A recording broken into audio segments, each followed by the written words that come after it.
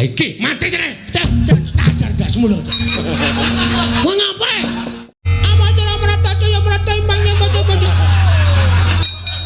Kowe sing bentengi Cemar Bojana ya yo, aku lan nrimake. Ora ngerti apa-apa kok cetha.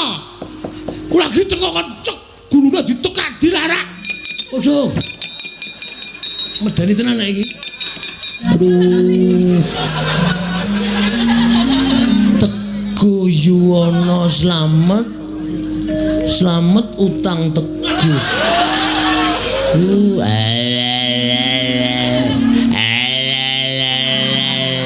Nek ora tak tulungi Bagong mau ngamuk ora karu-karuan.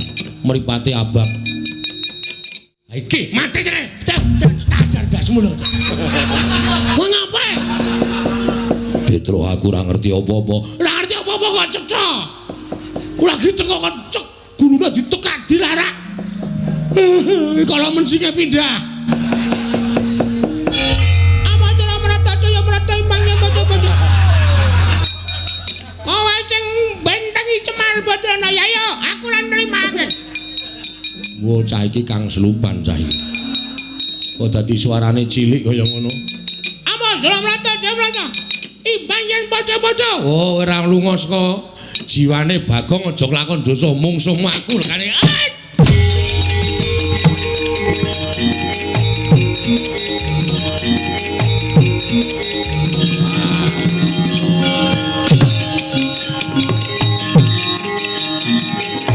Mari kok mari. Ben kula salah napa kena.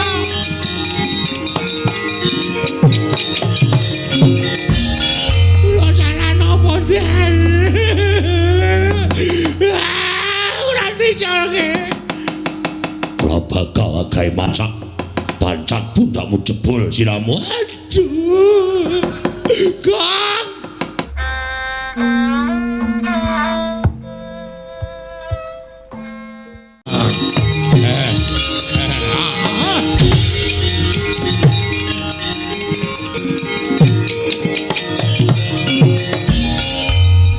Dimas, aku kena apa?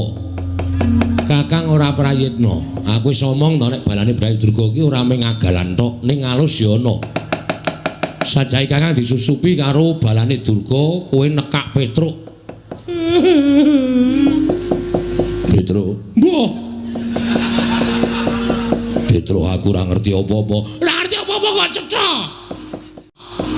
Lagi tengok kecek gulune ditekak dilarak. Kalau mensinge pindah. Aku njaluk ngapura. Wis lho rasa dadak. Iki Kakang karo kaca mau diangslupi. Lho, sing angslupi sapa? Balane Bathari Durga. Oh, niki pun sadar dereng. Wis. Bagong mau ya hooh. Nggih napa? Heeh. Nek ora tak tulungi Bagong mau ngamuk ora karu-karuan. Mripate abang. Ha iki mati kene. Tajar dasmu lho. Kowe ngapae? Jare Kang Slupan, wis mau ya nyok. Antel sisan. Jarene Kang Slupan kok jarene. Wis mari kok ya kok. Wis mari ya. Tak kira nek isih Kang Slupan. Iki bebayani lho, Truk. Nggih. Kowe mlayu ning omah kono. Terus takon karo bapakmu njaluk donga nggo ngusir demit. Nek nganti engko demit ora do diusir, karang kademel ora tentrem. Saniki, oh. Nek ana demit mengko diusir nganggo japa mantrane bapakmu. Yo, Gong yo. Yo.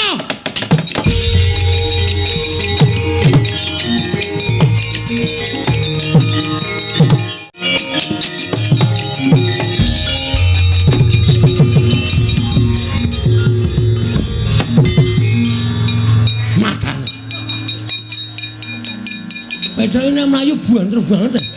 Aku sing nyurung saka mburi kok banter banget. Ana wong tuwa tenguk lincak nganti gegeblak. Nyun ngapura, Pak. Piye Petruk? Ndara Antasena bisa nyingkirke Wadyabala Dandang Mangure sing wujud menungsa. Sing waune kathah sanget musuh Antarasena diajar kabeh. Wah, bubar mawut. Terus ning niki sing tekan Karang Kadempel ora ming wadya menungso, Pak. Ning wadya bala jim setan priprayangan. Ndara Garukaca ya Kang Slupan, Bagong ya Kang Slupan. Niki kula diutus kalih Ndara Antasena ken sowan Bapak. Heeh. Ken nyuwun donga ngusir demit, ngusir setan supaya kahanane tentrem. Aku ki nek ngusir demit ming tembunge Teguh Yuwana slamet, slamet saka kersaning Gusti. Wis kuwi. Anggere ana jim setan, kowe ndodhok ning ngarepe terus kowe muni Teguh Yuwana slamet, slamet saka kersaning Gusti. Wis. Ana mangkat. Teguh Yuwana slamet, slamet saka kersaning Gusti. Ya Gong yo. Ya, sik aku ngapalke sik. Ya. Teguh Yuwana slamet, slamet saka kersaning Gusti. Teguh Yuwana slamet, slamet saka kersaning Gusti. Ayo Gong, ayo. Teguh. Aduh. Trau. Rene sing piye to? Aku ora apal e. Teguh Yuwana slamet. Pokoke ling ngapalke ngene iki. Teguh nang ngene Yuwana, terus nang ngene slamet. Slamet saka kersaning Gusti. Oh iya. Teguh Yuwana slamet, slamet saka kersaning Gusti. Teguh Yuwana slamet, slamet saka kersaning Teguh. Waduh. Yuwana, walah.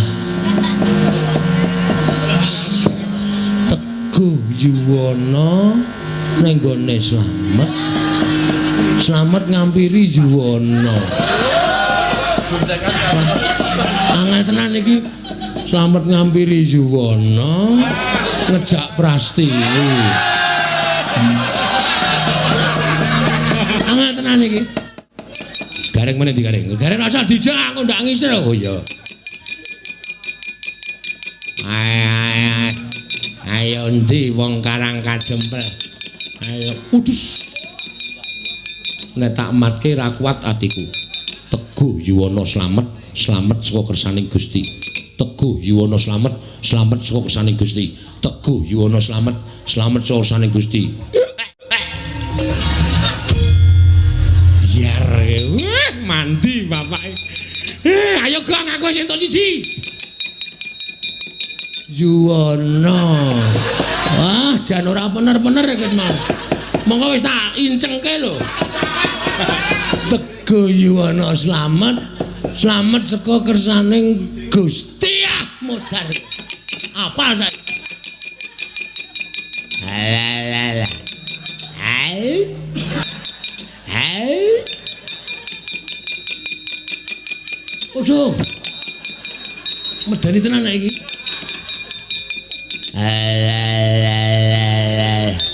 Teguh Yuwana. Aduh.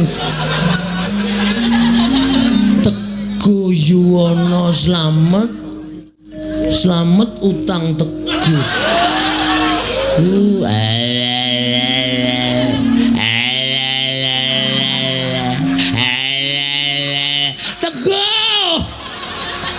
Teguh Yuwana slamet, slamet saka kersaning Gusti. Teguh Yuwana slamet, slamet kersaning Yuwana nang gone Teguh. Ya Gong. Heeh. Anggere entuk-entukan ratake iki kowe yakin. Kowe ora mbantu kok.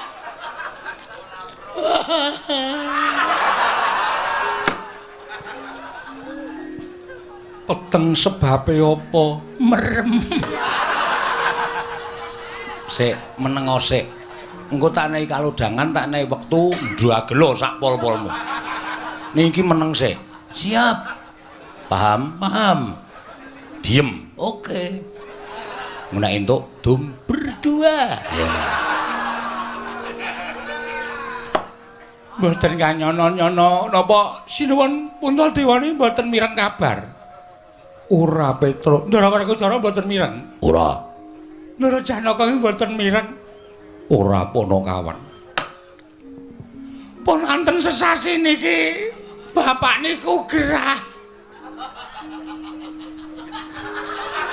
Syukur, mula nek mangan sikatan. Bapak niku gerah. Pun bapak niku ora iso napa-napa ming nglekar teng amben. Nek didelok niku ragane kaya wis ora duwe nyawa ming mripate kecap-kedip. Pun bola-bali kula bali Bagong niku mbudidaya goleke tamba ning ora ana sing iso nambani karo bapak. Mula kula gentenan kalih Gareng kalih Bagong niku nunggu bapak. Bareng ngonten bapak niku dek malam Selasa kliwon niku tengah wengi niku dehem monggo biasane ngombe niku kudu diselang. Niki lho nek mboten percaya buktine Bagong niki sing sok nyelang. Maem ya wis ora iso, mimik ya wis ora iso. Bola-bali ming ambegane saya sero ngorok teng mriki niki mergo kean udut. Iya. Lah tengah wengi malam Selasa niku bapak niku paring dawuh kalih kula, kalih Gareng, kalih Bagong. Bapakmu dawuh kepiye? Destun temen Pandhawa nganti ora ngerti ento Kakang Semar nandhang raga. Werkudara Kakang Semar lara banget. Wah, Petro ora wadul, ora matur karo pepunden Pandhawa. Lagi saiki kowe matur. Petro mbok ya sowan ning Madukara. Kok kebangetan temen Kakang Semar nandhang gerah kok kowe ora matur karo pepunden. Repot. Sibuk. Lah saniki kula matur bapak niku paring dawuh. Truk. Kowe sowan ning pepunden Pandhawa. Aku nyuwun pepunden Pandhawa rawuh ning Karang Kadempel 5 cacahe sinambi mundi pustaka Jamus kelima sada. Ngoten niku. Ora kena gotang Pandhawa kudu jangkep 5. Ndara Puntadewa, Ndara Werkudara, Ndara Janaka, Ndara Klasdewa, Ndara Puntadewa mundi pustaka Jamus kelima sada kuwi dadi srana mbok menawa nggonku Waluya Nirmala Temah Jati, Jati Temah Mulya ngoten niku. Mula sowan kula mriki diutus kalih bapak supados mboyong Pandhawa gangsal cacahipun rawuh wonten ing Karang Kadempel sinambi mundi pustaka Jamus kelima sada. Sakaken bapak Ndara, awi kula derekke rawuh teng Karang Kadempel sinambi mundi pustaka Jamus kelima sada jangkep Pandhawa gangsal.